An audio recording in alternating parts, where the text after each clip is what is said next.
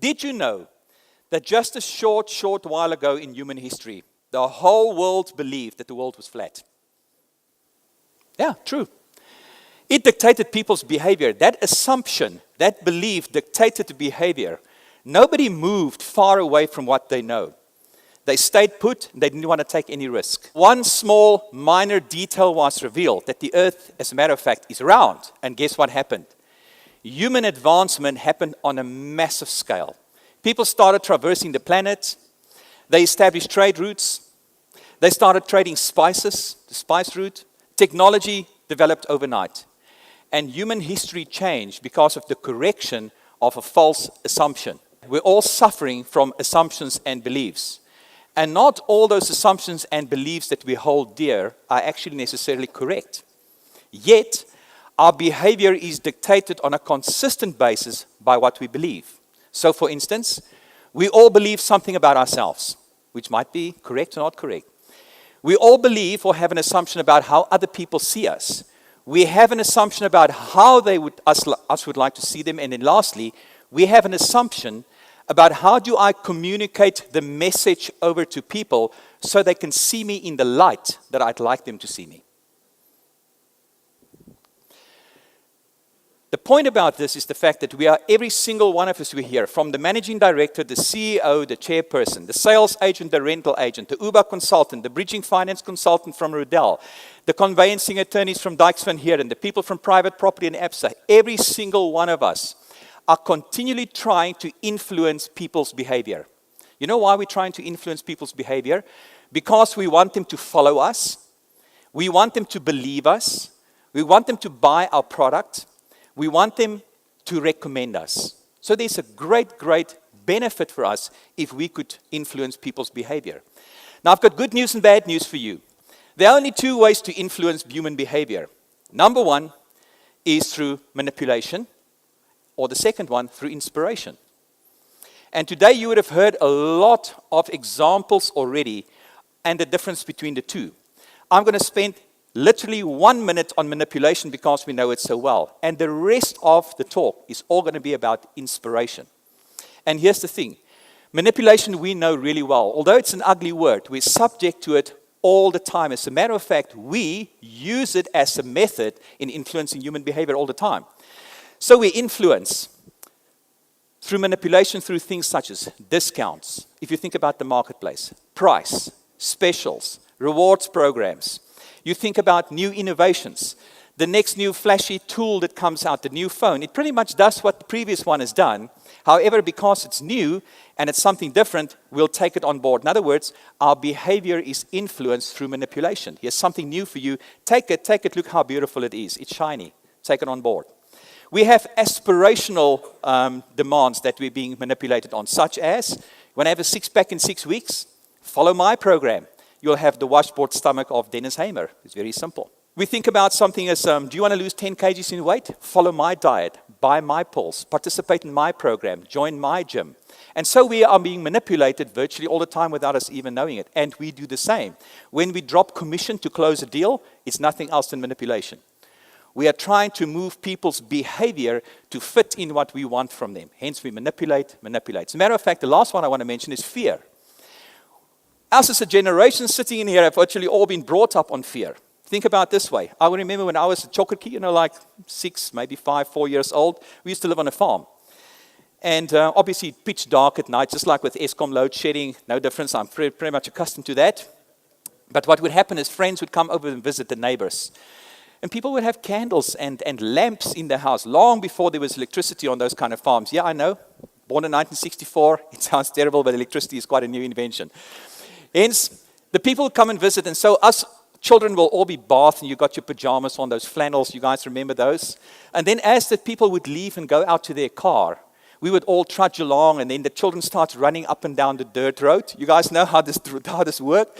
And the only way that my mother could have gotten us all back again, and I'm going to say this in Afrikaans and then translate it, is the following. Hier kom die blink oog. Here comes the shiny eye. And I don't know what in our minds meant a shiny eye. Maybe a car or a truck coming down the road, but it's like a spook, like an apparition. And we would run like hell with those flannel pajamas right back to mother's legs, and just like, hold on. The easiest way, it's fear. It's nothing else than manipulation through fear. Think about the big billboards next to the highway. Don't speed. Speed kills.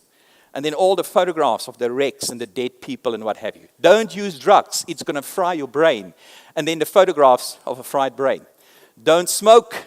Your lungs are going to go black in the magazines, etc. So ladies and gentlemen, you can see that manipulation is alive and well in society. And you know what? The big thing about manipulation is it works really, really well. We have built a consumer society, a fellowship based upon manipulation. However, I have one nasty surprise in all of this. Manipulation works, but it doesn't breed loyalty. There's a massive difference between repeat business, people coming back with you and doing multiple transactions, versus loyalty. Loyalty is when somebody is willing to turn down a more beneficial offer, a better offer than what you have, not do business with them, not follow them, not listening to their message, but staying loyal to yours. So I firmly believe there's hardly a product or a service out there today, or even a message, where there's not an equally good enough or competitive product or a service or a message with the same quality, the same backup, the same features in general, and roughly at about the same price. And even if you have the first mover's advantage, you're special, something new, H1, email marketing, communication things that we have designed, they only last for 6 months, a year or two, and then next competitor catches up, they develop the same thing, and your first mover advantage is gone. So I believe that manipulation is a death spiral for business. Cutting your commission to manipulate is a death spiral for your business. There is another way to do this, and you all know the way. It's called inspiration. How can we make people loyal to us without manipulating them, but inspire them? That in spite of there's a better offer out there, still follow us, still recommend us, still make use of our service, but not through manipulation. Let's call, for the sake of reference, and the person who has designed it, Simon Sinek, let's call it the golden circle. And the golden circle, in our marketing message, and when I speak about a marketing message, remember, I'm not just speaking about us as real estate people. It's relevant to any kind of message that we have in life. A message where we're trying to create fellowship, where people are following us and buying into what we would like to influence them about, be it education, be it good health, be it great relationships. We all have a message all the time because we're trying to influence behavior. But we want it to be done in a loyal way through inspiration. So we always start our message with the thing that we know best, the clearest, the product, the thing that our result at the end of the day, which is the what level. And that may sound like this. I am the number one real estate in your neighborhood, real estate agent in your neighborhood. I sell property at the highest price in the shortest period of time with the least amount of hassles. Employ me. That's the what level. It's what we do. We understand it best. Or, as a team, we are the number one real estate team in your area. We sell most real estate in the shortest period of time. Choose us. That's the what level. Many of us even understand the how level, which is the next level down, meaning, what is my unique value proposition? How do I do things differently than the next person who does the same thing that I do, sell real estate? I have a different how, different set of action steps than the next person. As a matter of fact, this is what we could see as our personal mission statement, so to speak. It's our actions that are producing our results. So in other words, your message may sound like this. I'm the number one real estate agent in your area who sells property at the highest price in the shortest period of time with the least amount of hassles. In order to do that, I employ superb technology, market your property on the web through tools that you've never seen or heard of, follow a custom-made marketing plan, and using my highly honed negotiation skills to get you the best price. Employ me. So what we've just done is we have communicated our message from the clearest understanding of what we do to the how we do it. But there are very few companies who actually understand the third level. But you may recognize some other examples as well, such as, here's our new car, our new model. It has leather seats, 100,000 service kilometer plan, and the safest rating on the road. Do you want to buy one? What and how? Here's our political candidate. These are her views on health, education, taxation, as well as foreign nationals in our country. Vote for her. And friends, as you sit here, Whenever a piece of marketing comes over Christelle's desk, whenever you're writing out an ad, whenever you're compiling a personal profile, we are defaulting to structuring our marketing message, our personal message, according to these generally accepted rules. Starting with what we do, explaining how we do it differently, and then trying to convince people to buy us, refer us, follow us. But that still is only a form of manipulation. Now I want to get to the inspirational part. How do we actually inspire people? And we're going to drill down a few levels here. Very few organizations know their why. And why they do something is not to make money. Money is a result of what we do. We get it at the end of the process. When I put the question to you, why you do something, I'm talking about a cause or a belief or a motivation. Something that makes you get out of bed in the morning, still face the same challenges to produce, to have people follow your message, and then feeling happy in your heart when you have achieved it. And money's not going to give you the happiness. We all know that. We know all rich people who are extremely unhappy. Something that fulfills you on a different level. That's our why. And again, I know we referred to this company this morning, but because it's such an apt internationally researched model, I want to expose you to it one more time. So the company that we're busy talking about, maybe just to recap on this point before maybe I lose it myself. So in other words, the what is the result of what we produce. The how are the actions that we take to produce the result. The why is the core belief why we would do certain things, our motivation and our values that we hold dear. So ladies and gentlemen, Apple has got a slogan that says, now this is a very old logo and I did it purposefully, says think differently. Because Apple has a core belief as well, and I think we'll talk about that for 1 minute. So here's the thing. On a traditional model, from clearest to the fuzziest, what, how, and why, Apple's message may sound like this. We make amazing computers. They are beautifully designed and easy to use. Do you want to buy one? Apple has just communicated from the what to the how, but no why included in there. But that is, as a matter of fact, not what Apple's message normally would say. Even sometimes on a subconscious level, we understand that Apple communicates the following message, and the message is this. We believe in challenging the status quo. Richard actually quoted it earlier this morning. We think differently. In order to do that, to prove what we believe differently, we make beautifully designed products that are easy to use and user-friendly. We happen to make amazing computers. Do you want to buy one? And what happens is Apple's products, a Macintosh or whatever they make, small electronics, becomes a manifestation of a belief system. We will buy anything from them. As a matter of fact, many other companies competing with Apple, many other companies competing with them, have tried to reinvent things that they've done. But people won't take a TV made by Acer, but they'll take a TV made by Apple. They won't buy an MP3 player made by Acer or by Hewlett-Packard, but they'll buy an MP3 player, an iPod, through Apple. They might buy a laptop through one of those companies. So why is it that Apple is so extremely different and that their clients are so extremely loyal to them? There's something that is portraying something here that gives Apple a different marketing message than all the competitors. Because, ladies and gentlemen, Apple is just a corporate structure.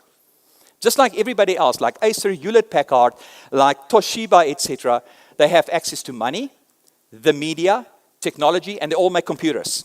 So why is it that they're more flexible in the company public's eye? Why is it that they have more loyal customers? And why is it that the public takes on any product from Apple so easily? Ladies and gents, I believe that Apple's products becomes a manifestation for what they believe. So Steve Jobs and Steve Wozniak, as you see them sitting there, challenged the status quo when they made the first Macintosh. At that particular time in history, computers were only mainframes aimed at big businesses.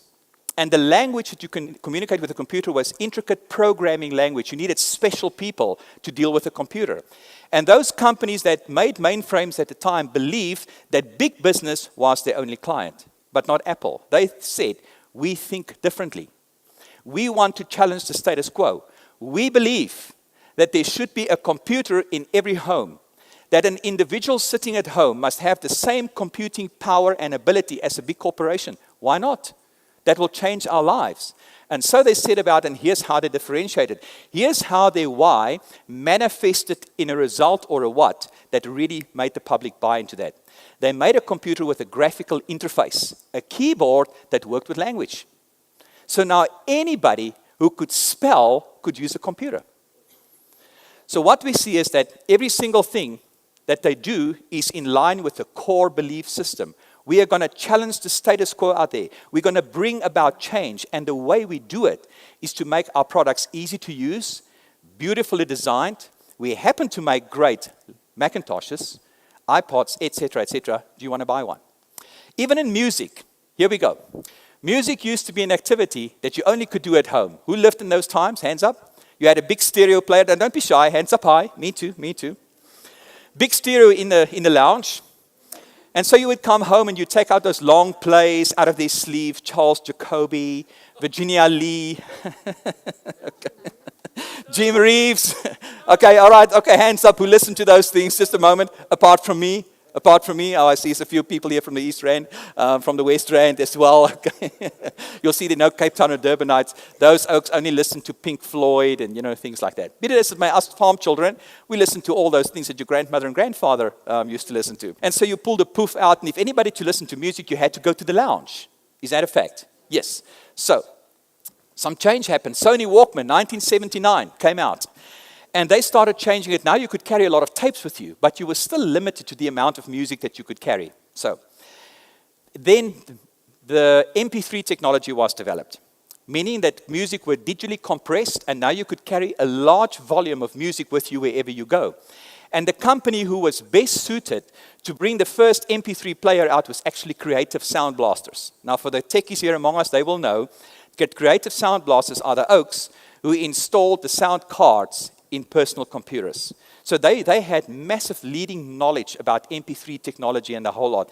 And they actually brought out an MP3 player. The trouble is, when they launched it into the market, hoping to influence people's behavior to buy their product, here's their marketing message. A 5 gig MP3 player. And all they did is they appealed to the what level, the thing that they understood best to the market. It was a miserable failure. Nobody understood what is this thing really, really for. And nobody took it on. 8 months down the line, Apple came about and launched an MP3 player, doing exactly the same work. Having never had launched an MP3 player before, new into the market, and guess what they called it? 1,000 songs in your pocket.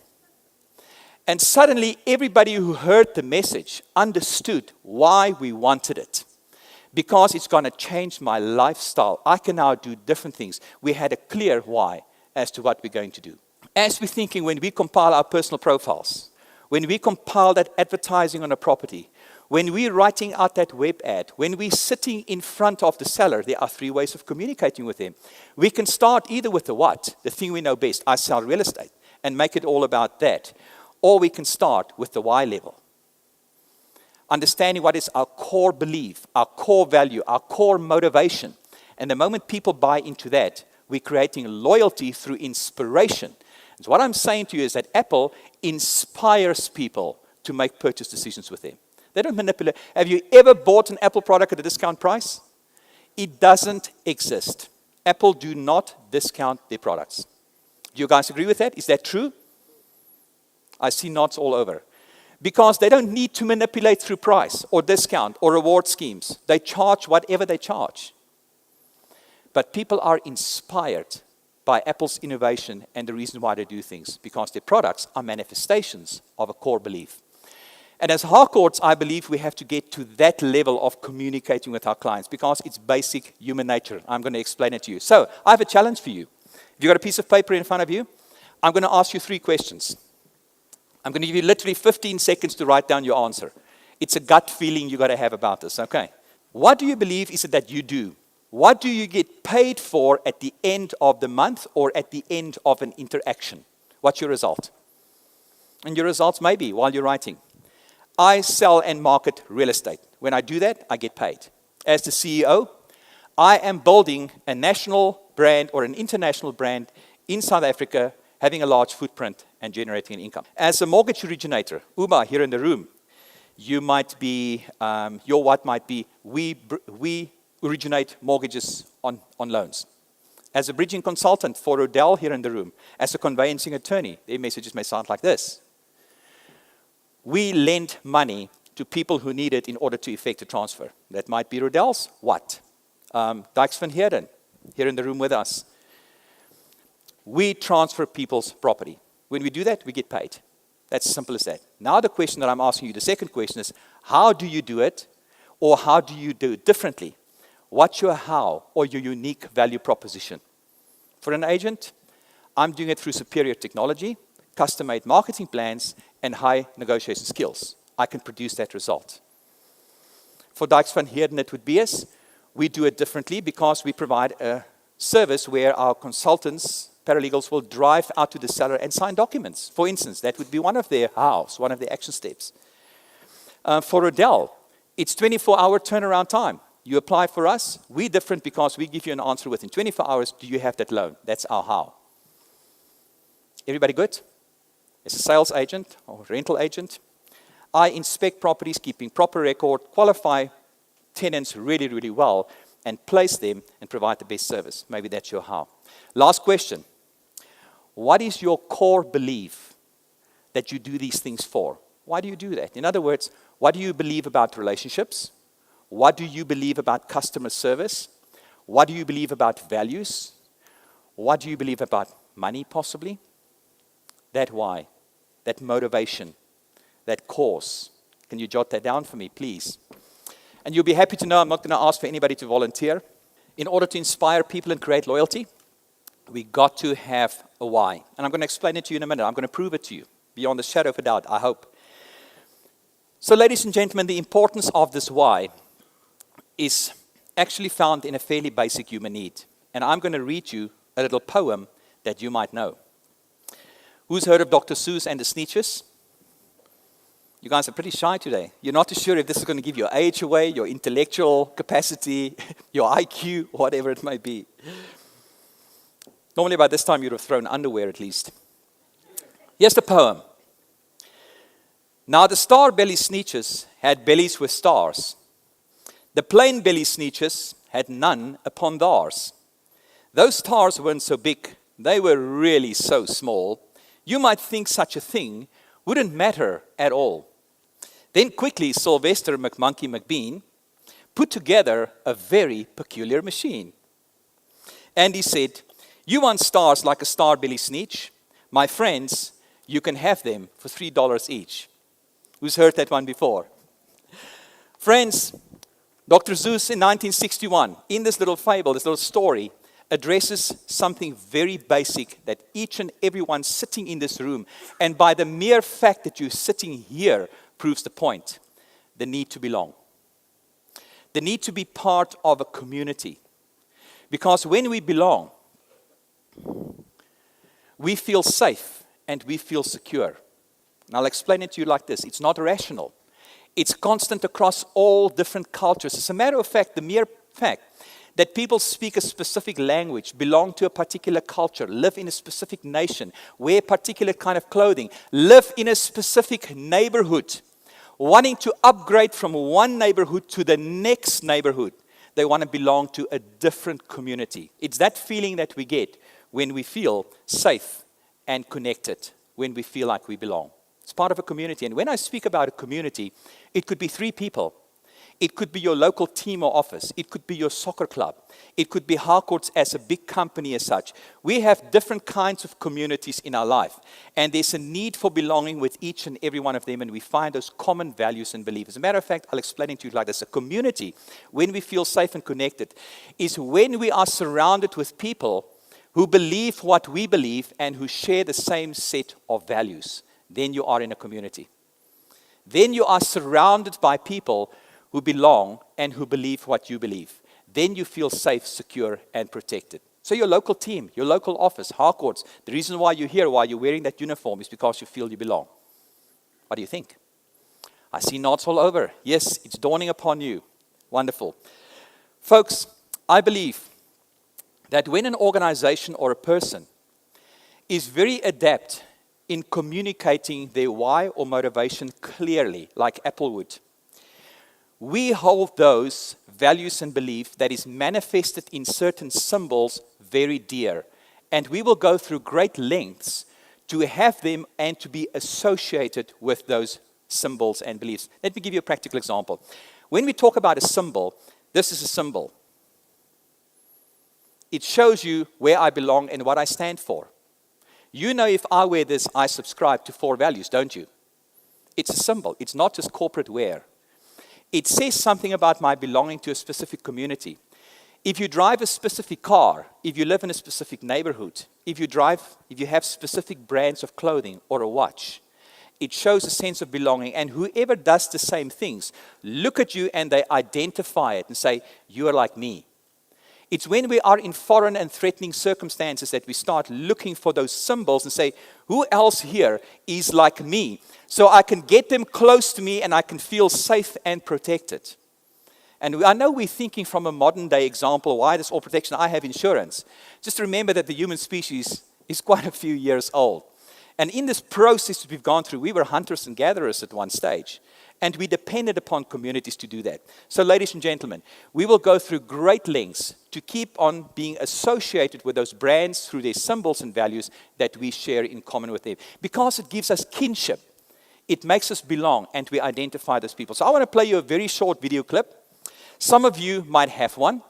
Some of you may hate them. But there's one thing that I will tell you all. At the end of the clip, I'm going to ask you 3 or 4 questions. And I want you to write down what are the beliefs and the personification of the next brand that you're going to see. What do they stand for? Without you having one. It doesn't matter. You will know what I'm talking about because, as I said, your neighbor may start it up at 6 o'clock in the morning. Would you guys mind playing that little video clip for me, please?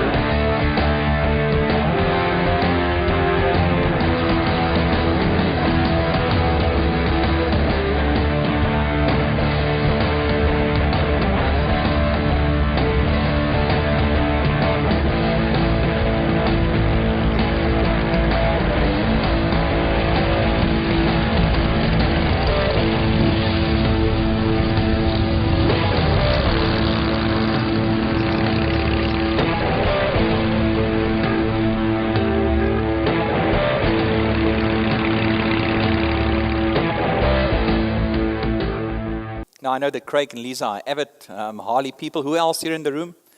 The great Harley supporters. None of us can afford it. Is that correct? Oh, we have another one over there, right? It's my great aspirational dream. At the end of this, I'm going to take up I'm going to take up a free will offering, like a collection. And so I'm just going to send a bag around, like a church, and you guys pop something in. Mike, 10 grand or so will be highly appreciated. Please, man. Thank you. Ladies and gents, here's a question to you. When I say we all have a little bit of Harley in us, what do you think I mean that brand is just portrayed? Shout out a few words to me. Freedom. Attitude. What's that? Rebel. Big rebellious. We all have a little bit of Harley in us. It's something, I just want to resist the status quo. I don't like to be so controlled. Yes, I'll toe the line 99% of my life. But this 1%, there's a little dark side that I just want to just show you. I have a little bit of Harley in me. More. Is that enough? Individualism, that every Harley is can be customized from every logo, the lights, the wheels, the shocks, the saddlebags, everything. It says something about the rider. Great sense of belonging. Here we look at this. It says passion. Yeah, a Harley rider hardly sells his bike. He just buys a second one. As a matter of fact, I recently heard a female Harley rider told a story, and she said, I said to my husband, listen, baby, don't make me choose between me and the bikes. He's now her ex-husband, and the bikes are still in the garage. That's how bad it is. Friends, Harley people form what they call HOGs, Harley Owners Groups. It's got nothing to do with the supplier or the manufacturer of Harley Davidson. They get together themselves because they share these common beliefs, these values, these symbols of a little bit rebellion, freedom, say something about me, customization. Do you know that people tattoo the Harley logo, a corporate logo, on their bodies? As a matter of fact, I tried to find you some pictures. Most of the female bodies, sadly, I couldn't show in a public forum because of the nature of the tattoos. So I just left that one out. There were a really few good bots of all the guys, girls, I must say. But I decided if I'm going to spoil it for the Oaks, I might as well spoil it for you as well. Sorry, a little selfish like that. Where were we? I read that Harley Davidson logo, apart from mum, the word mum, mother, is the second most tattooed logo in the world. Now, that's loyalty. Price doesn't matter. Manipulation doesn't matter. If I've decided this is what I believe what you're portraying, you'll be loyal until the end. I think that is the principle that we're looking at now. This principle of belonging, this principle and the motivation of why is not an opinion, just by the way. It's founded in biology. And this is where Richard's remark about the big psychology comes in. Now, if you remember the golden circle, on the outside we had what? The house circle and then the Y circle. If one would take a top section of your head and cut off this little part here and you look from the top down, you will see the golden circle inside your brain. The new cortex, which is our latest developed human sapien brain, it's the gray matter. It's the stuff that makes us think. And that's on the outer shell of the brain. That part of our brain is capable of language, rational thinking, and maths. And then on the inner circle, it corresponds with the what level. On the inner circle of our brain, we've got what we call our limbic brain, which is the older part of our brain. It consists of the amygdala, the hippocampus, sort of a concentration of small parts. Even some psychologists would call it the reptilian brain. This part of our brain is incapable of language, incapable of rational thinking, and it only deals with feeling. The limbic brain can only deal with feeling. Feelings such as loyalty, trust, love, hate, anger, affection. As a matter of fact, your emotional brain thinks 5 times faster, feels 5 times faster than your neurological brain. People make a decision on an emotional level long before they employ their rational thinking to find and justify the facts because they like it or they dislike your message, your product, or your service. Some people may say to you, I can't tell you what I feel. I'm so angry. I'm so disappointed, whatever, if they find the words for that. Because that part of your brain that's dealing with feeling doesn't have language in it. You know you have a reaction to something. It's from your gut. It's from your heart. We call it our hearts many times. But you can't explain it. When we communicate from the outside in, we start with the clearest, the what. We're appealing to that part of our brain that's dealing with the facts, the figures, the benefits, the features, the pros and the cons. But if we really want to move behavior, but it doesn't move behavior. But if you want to move behavior, you've got to appeal to the innermost part of the brain, the limbic, the Y level, that gives people an emotional reaction for them to make a decision. Now, tell you what, you're welcome to go and read a number of different books, and I'll send you a reference list on them to show you that this, as a matter of fact, is well-researched theory of many years of study. I'll give you a practical example of that. Let's go buy a flat-screen TV. So you walk into the store, and as I assure that, that's happened to all of us, and against the wall, they are mounted. Small ones, big ones, you've got Samsung, LG, like any virtual Korean make that you can find. There are 60, 80 of them, and you can spend an hour with a really good salesman who will give you all the pros and cons of the different TVs. And after an hour, you are suffering from overload. You just don't know which one is the right one anymore. 50 inches, 42 inches, 48, LED, high definition. And your brain, the outside part, are handing all this information. However, here's the problem. You buy one. And then 2 days later, you visit a friend, and he's also got a new LCD TV. Guess what? Now you're wondering, when he rants and raves about how clear it is and what it can do, have I done the right thing over here? Maybe I should have taken a different model rather. And here's our challenge. Companies or people who fail to communicate a clear sense of why, a purpose or a belief system, leaves us to make decisions only on empirical evidence, statistics, facts and figures, pros and cons, benefits and negatives. So in the absence of a clear why, it leaves us confused. The decision takes a longer time to make, and it's a far more difficult decision today. Those brands that I have just shown you, because people connect with them on a why level, it's not even a choice. I am loyal to them, and it doesn't matter what you bring me, I'll never change. Because they make me feel secure and safe, and that I'm belonging to a community who thinks and believes the way that I do. And that's how we need to start structuring our marketing message, your personal message, you as an individual. You're the one. So ladies and gentlemen, I'm sure you've read some of those little things that I've put up there. 5 times the speed to feel than to think. Images are processed 60,000 times faster than text. Proven principles from psychology, research. Meaning that as human beings, we have dealt with sight or images for hundreds of thousands or millions of years possibly. But text is a new invention for all of us. Our brains are still forming images after you read a sentence, but the moment somebody sees a picture speaks 1,000 words. Facial recognition, we adapt to that. So there's a way that we function on a biological level, and we should structure our marketing message for people to follow us according to the same principles. Start with the limbic. We many times heard the concept of winning the hearts and minds of people. And winning the minds is a very easy concept because we understand we're appealing to the neurological part, the what level. So all we do in order to get more like that is we make another list of comparables of benefits, pros, and cons. But winning the hearts of people is a lot more difficult. We are very adapted at winning the minds. If you think about a real estate purchasing decision, people walk into that show house or when you open the door for them, and they have a gut reaction. They either love it or they hate it. If they love it, they will find all the reasons in the world by employing their new cortex to give them all the reasons why they should buy it. If they hate it, they will find all the reasons in the world not to have it. And there is nothing you can do about changing that feeling. Fair comment? Very much so. So, ladies and gentlemen, we are saying that we are certainly trying to structure our marketing message according to a different principle.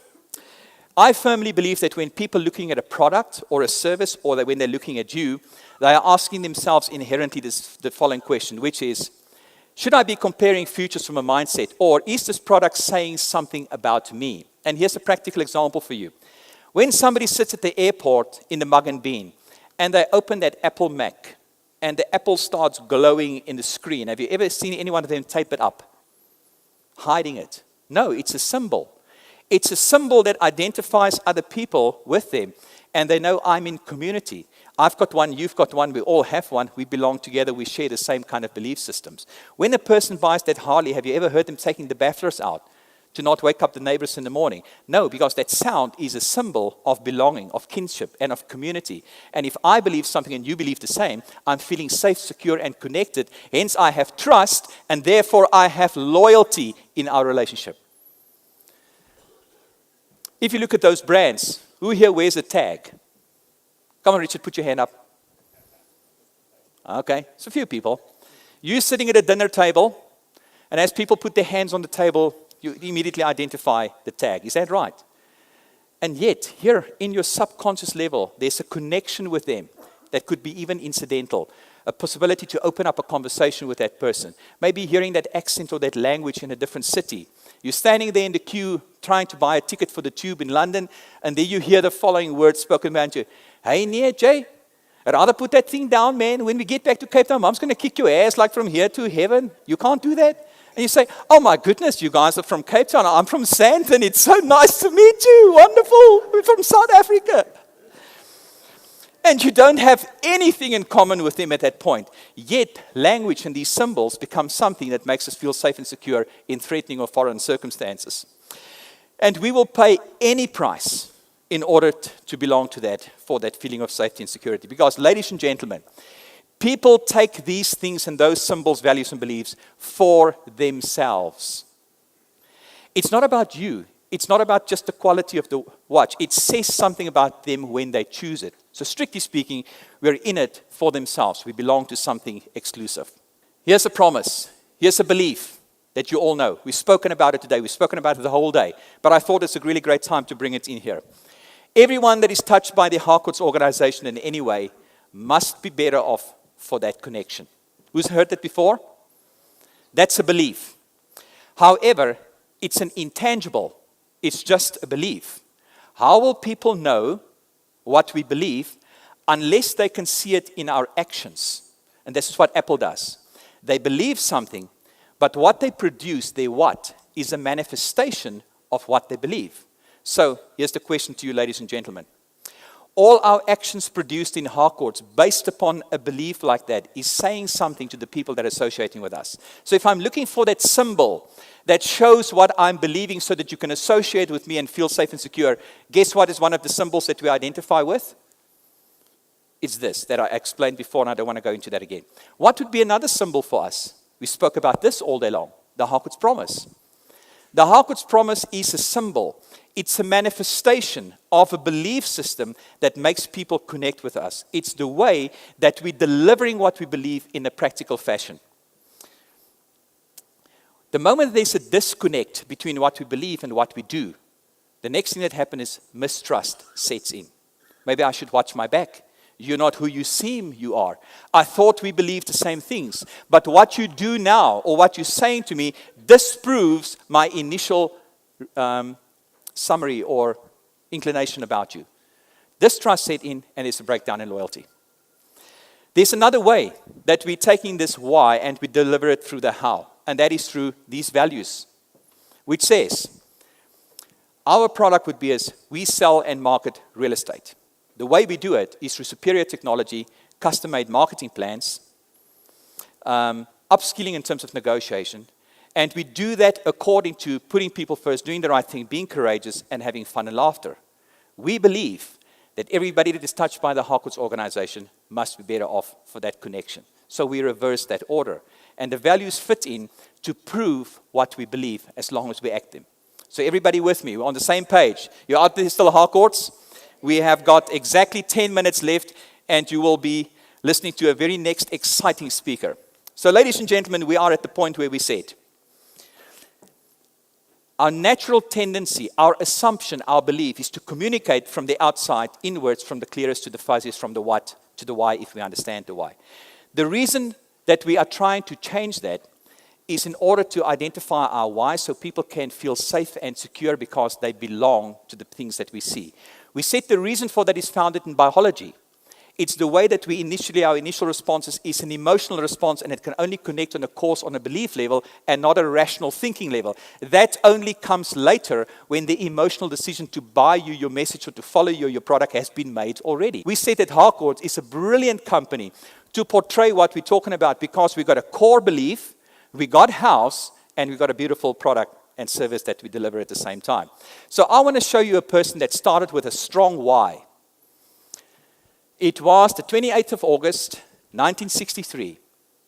250,000 people gathered on the steps of the Abraham Lincoln Memorial to listen to a speech. The speaker knew that it was going to take more than eloquent speeches to bring about change in a society. It would take hundreds of thousands of people to believe in something together before they're going to make change. And I'm only using him as an example. We have many of our own examples, but because everybody knows it, and I could find the best little video about him at the same time. So I'm going to play this to you, just about 4 or 5 seconds, and I'm going to stop the video, guys, to show you what is the power when people start with why, and what does it look like. I have a dream that one day on the red hills of Georgia, the sons of former slaves and the sons of former slave owners will be able to sit down together at the table of brotherhood. I have a dream. A person who started with a why. You will note this speech was the I have a dream speech and not the I have a plan speech. Because if it was the I have a plan speech, it would have been appealing to people's what and how. But because it was the I have a dream speech, it appealed to their why. Everybody that was there knew why they were there. They didn't necessarily knew how it was going to be brought about. They necessarily knew what it's going to look like. But they're all very clear about the reasons why they came. I want to ask you a question. Who did they come for? Did they come for Martin Luther King? Who did they come for? For themselves. Because their why, their motivation, their cause or belief resonated with the message that he had. Hence, no manipulation is necessary. They were inspired to participate. They were inspired and loyal to participate to the end whenever social change has happened and it was brought about. So, here's a question to you. How do we find people who believe what we believe? What do we do to surround us with people like that? And I want to maybe refer to basically, how do we get those people in our teams? Because we understand that our success as individuals is far outweighed and our benefits by actually building better teams that will make us more successful as individuals. And the way that we normally do it, my apologies, I've got to go one back. Finding people who believe what we believe. An ad in the paper for somebody to come and work for you may sound like this. Sales executive needed, minimum of 5 years experience, come and establish your own income in a young, new, dynamic company. That might be how your ad sound, and all that is why, what, and how. But here's another person, Ernest Shackleton, 5 December 1914, who crossed the Arctic Circle, the South Pole. He had an ad in the paper, and it sounded like this. Men wanted for hazardous journey, small wages, bitter cold, long months of complete darkness, constant danger, safe return doubtful, honor and recognition in case of success. Would you have applied? No, but people did. And Shackleton only employed the people who responded to that ad because he knew they were survivors. They knew when they join, they will be responsible for their own problem solving and not run to him because they'll do it for themselves. So ladies and gentlemen, our success in getting people into our teams and our businesses is not to hire on skills. It's to hire on motivation. Motivation for themselves because I want to achieve and I believe what you believe. Our values are congruent with one another. And then you inspire them when they're there. Does that make sense? It might change the way that we're busy recruiting. It might give us a completely different effect, apart from those of us who maybe already recruit like that. I firmly believe that this whole scenario about why, about belonging, is vested in one more thing or resulting in one more thing. It's a principle of trust to risk. What I mean by that is, in our primitive circles, when we were hunters and gatherers, we learned to trust. Trust is the ability to rely on the advice of somebody else, and we do it all the time. We trust other people to help us make decisions and to advise us. Think about how many times a day you say to somebody, what do you think about this? Do you think we should do it this way or that way? Why do you like my hair? Is this okay? I'm not talking about Jock over here. Think about how I'm thinking about buying this or that car. Which one do you think is going to be best? And that level of trust helps us to take risks. So when we're in the primitive circle and we went hunting and gathering for a week or two, going to kill wild animals a few 100,000 years ago, we left our belongings and our children in the care of our community who believe the same things that we believe, knowing that when we come back, it'll all still be there. We trusted our lives in their very hands. No trust, no exploration, no risks. If there's a lack of trust, people will not take a risk to move to the next level with you. So only when people trust the culture of an organization or they trust you, will they be willing to take personal risks for the advancement of your company, your organization, of your team. Only when their trust is there. But the moment that there's a disconnect, when you're doing or saying something that is contrary to what they believe, as part of your belief, they will disconnect, trust vanishes, no loyalty. That is a simple little process. I'll give you a quick example on that. You're a young father expecting a family, young mother, and you decide you're going to sell your Z4 or your beach buggy, and you're going to buy a safe family car. So you do a lot of research, a whole week. You read through all the different magazines, the write-ups and the reports, and you decide on a Volvo. Yeah. And then on Friday night at the braai, you're standing around the fire and you walk up to one of your friends, the car boffin, the oak knows everything about wheels, and you say to him, yeah, with the new baby on its way, I decided I'm going to make some changes. I'm going to look out for the family. I've decided to buy the safest car on the road, the Volvo.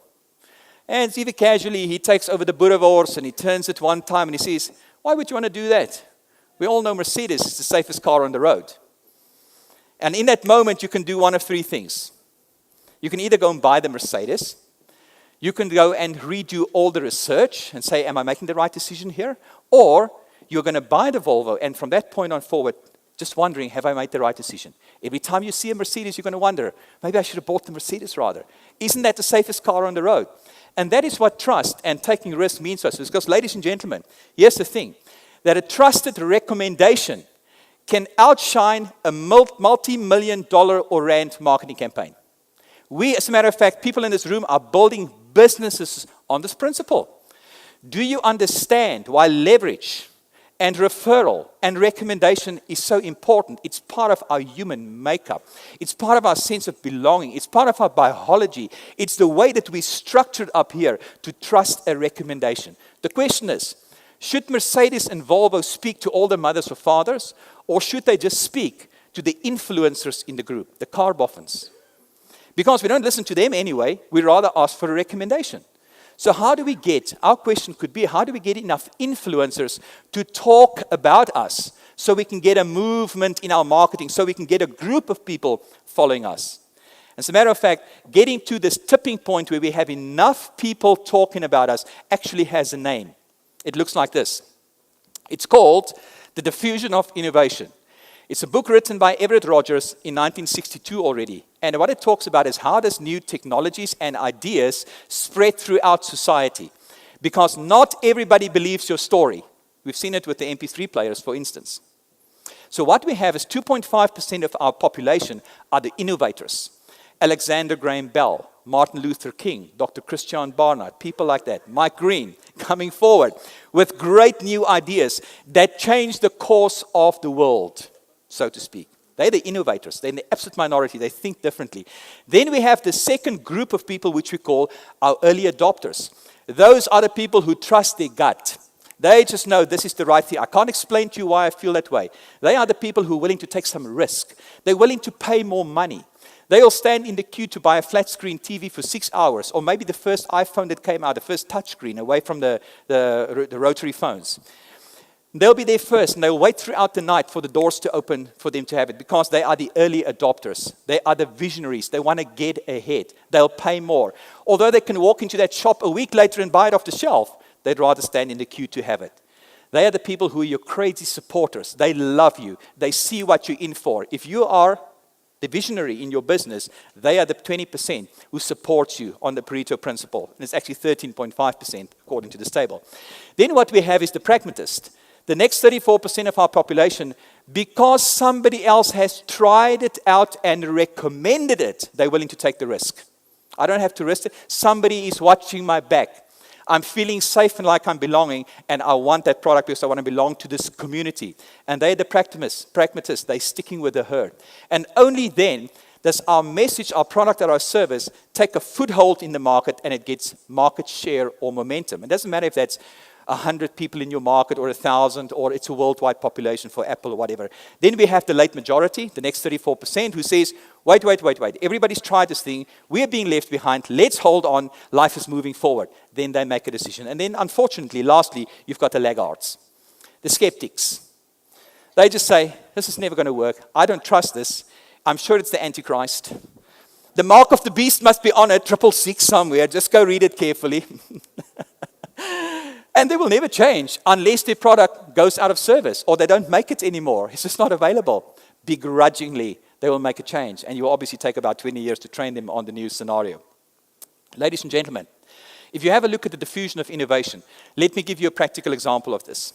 And I know you've seen this before, but let's have a look at this. 250,000 people pitch up on the 28th of August, 1963, with no websites, no email invitations, but they were all there on the same day at the right time. And they stood in the sun for 6 hours. And some of them traveled there for 8 hours. And none of them had an idea what the what and the how will be like. But they all had a why in common. that made them loyal. It inspired them to take action.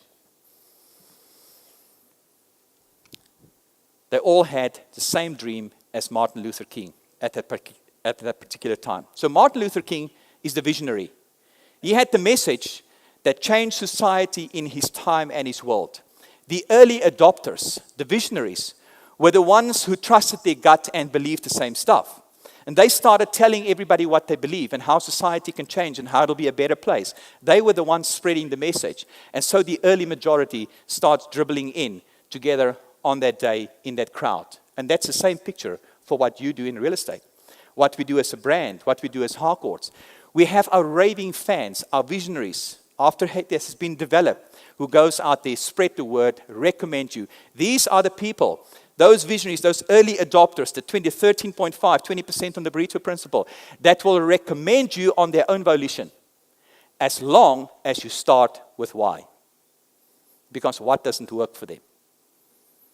In summary, and I'm closing, I promise.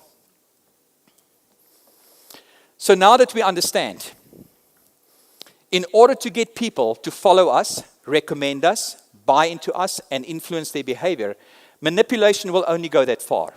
We have to inspire people, but in order to do that, we've got to have a clear stated belief, why, and so forth.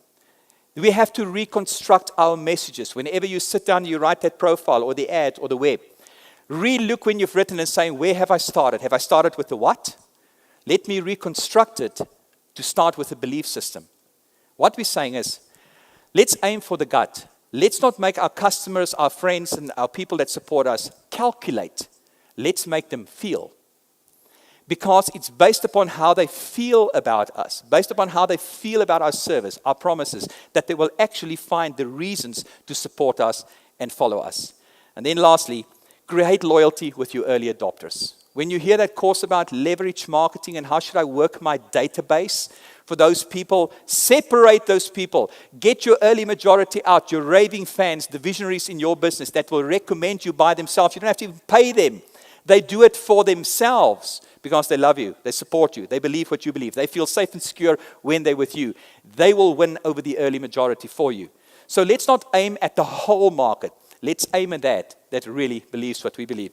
With that, I thank you for listening to me. You're a great crowd, although you were very quiet. Thank you, thank you, thank you.